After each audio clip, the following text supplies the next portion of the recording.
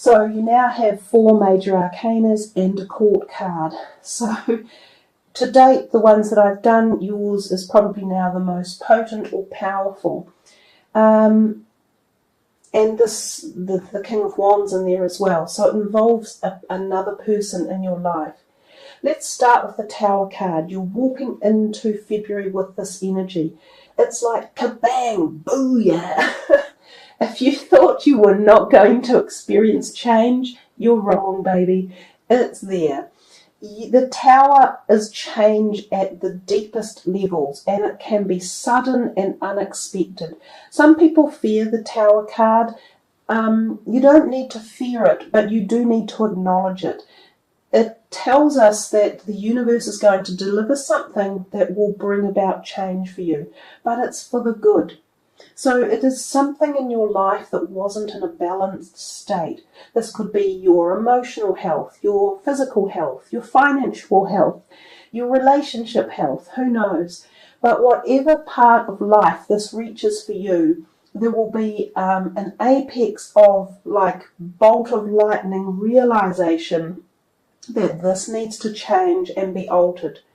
Oftentimes when it strikes, there will be a sudden removal of whatever it is that no longer suited you. So this could be a relationship, it could be your job, it could be where you live. It just suddenly needs to go. So I have seen this card activated when people experience issues at work. Sometimes it's not even yourself, but it's your work colleagues, and something just goes belly up. It's like, whoa, where did that come from? So just watch that. If it is at work for you, that's it doesn't have to be you, but it can affect your area that you work in to quite a degree. This can be when relationships are torn asunder. So this can be a sign of divorce or separation. It can also be within families and arguments within families and the separating or division of people who no longer see the same light or the same strength or pathway forward where they once would have been walking the same way and talking and understanding the same things, they now don't. So it's not about being wrong or right, it's about being different and about being able to see that things no longer need to be the way they are and that you can seek a new direction. So the King of Wands right next to the Tower, looking in, he could be associated. So this could be a man and it could be a fire sign person. It doesn't have to be a man, but it's quite often an older person anyhow. So perhaps there is a fire sign energy person around that is involved with this situation that is going on, and that seems to be quite a good link there. He could be to do with your creative inner force or your area of employment. So again, it's going to be very individual for each person. I find that the more intense the readings are, the more each individual have a slightly different perspective for what's going on. That King of Wands could be an employer. He could be someone you work with at work, or he could be a family member. This could also be to do with your creative structure in life. There might be something in your creative force, which is what Vesta might be doing, that just suddenly surges you with a power of awakening. And you suddenly go, oh my God, now I know what it is I want to do. I want to change direction. I want to leave what I've been doing and go on this whole new journey around the world. You've got symbolically 2 wheels happening over here, wheels of change and movement and ends of cycles. This is a very big, powerful reading. So again, you will have to go within to totally understand which part it is that connects with you. We come to the Wheel of Fortune.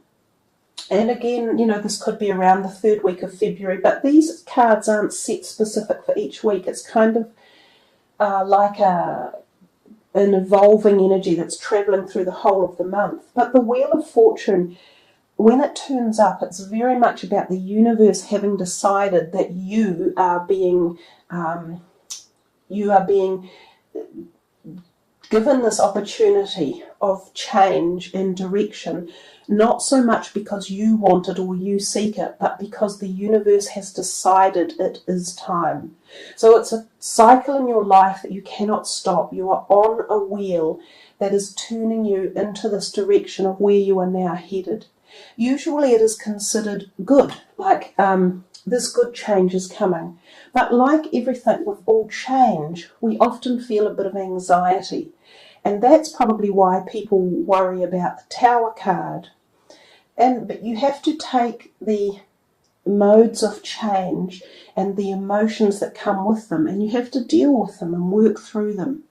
But having fear or angst or anxiety or depression or trepidation about change is the very worst way to view it. Every time cyclical change comes into our life and it opens big doors for us, if we approach that with passion and excitement and unbridled, euphoria and desire and goal-oriented, we would achieve so much more and we would find it more pleasant and we would traverse through these changes with more ease. So the Wheel of Fortune, the Tower and the World signify huge change for you coming up. And it doesn't surprise me that it's tied in with the celestial asteroids traversing us and the ecliptical energy. It's a very powerful time of the year, and I said that before the cards were drawn. So enjoy the changes that are coming, let go of any anxiety that might be around there with it, and get on board and go with the flow. We come next to the World. Again, this is the card of completion, of the ends of cycles, of the knowledge that you have acquired along the way, and it's like an accolade card. It's saying to you that at your soul's level, you have journeyed a long, long way and you have learnt so much and you have come to understand your journey and what it is about, and you are now completing that cycle and heading in the new direction. And the card right next to it not just initiates that but also supports it, and so does the Tower.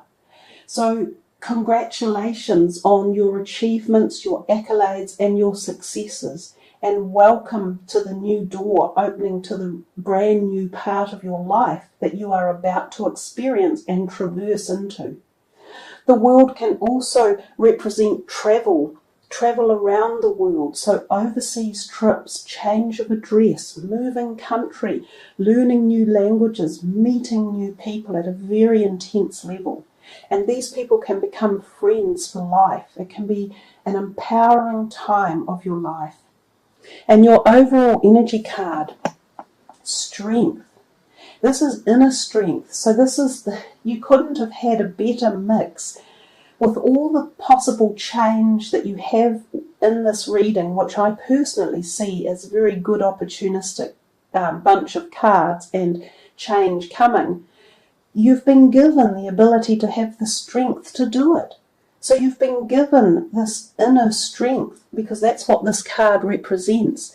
Your innate inner strength, connection to being able to go through the change with dignity, with prowess, with success, with connection, without panic, without fear, and without worry.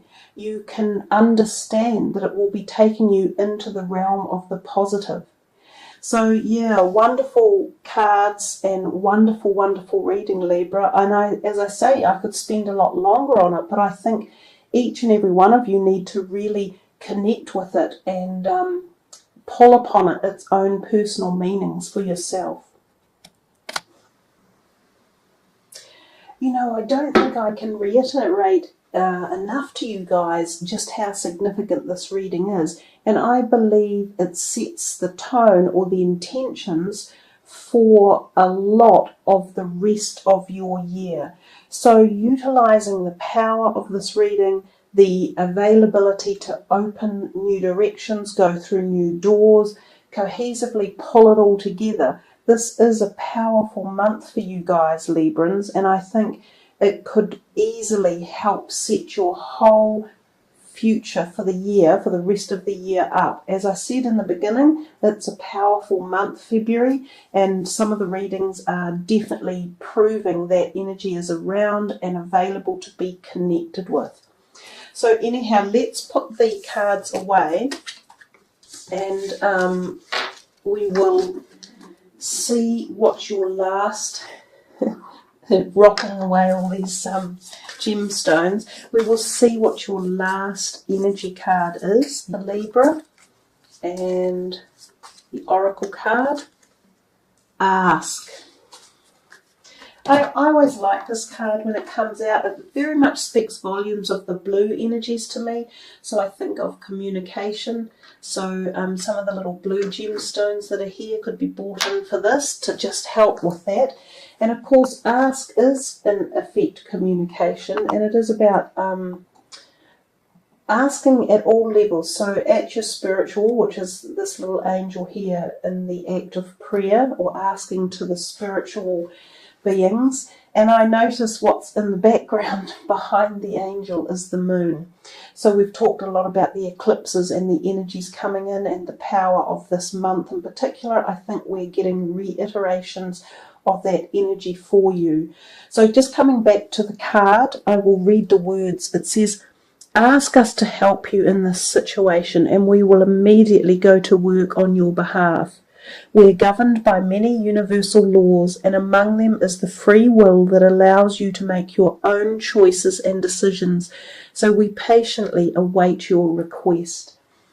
I think again it just tells us that there is always galactic or universal or spirit guide or angelic help ready to intervene, to uplift us, to guide us, to support us and nurture us along our journeys. And as I said earlier, at times when the big changes come in, often we need a little bit of that support and we need to know they're there. But if you don't ask, you won't hear it. It's the whole connection thing. You have to fully be in the moment and you have to be engaged, and you need to understand what else supports you on your life's journey and how available it is and how nurturing it is. So remember to always ask for support, and that includes in the physical realm as well. So if there are people in your life that could help support you or give you answers or clues or are part of the structure, ask. Never forget to ask for the things that you want in life. And at the same time, remember gratitude of thanks for receiving it. Because in asking, you will receive. But the gratitude is a very big part of keeping the cycle going and having it perpetuate again for more new promising events or situations or people or prosperous things to come into your life. So communication is a key, talking, asking, gratitude, and definitely that full moon or lunar ecliptical energy is part of the pattern for your intention setting as the year moves forward. So really a big reading there, Libra. Plenty to think upon, plenty to attach yourself with, and plenty to activate your goals, desires and aspirations as the year moves forward. Thank you all for listening. I trust you have really enjoyed this and really engaged with it. Take care, everyone. Have a wonderful, happy, love-filled February ahead. Namaste.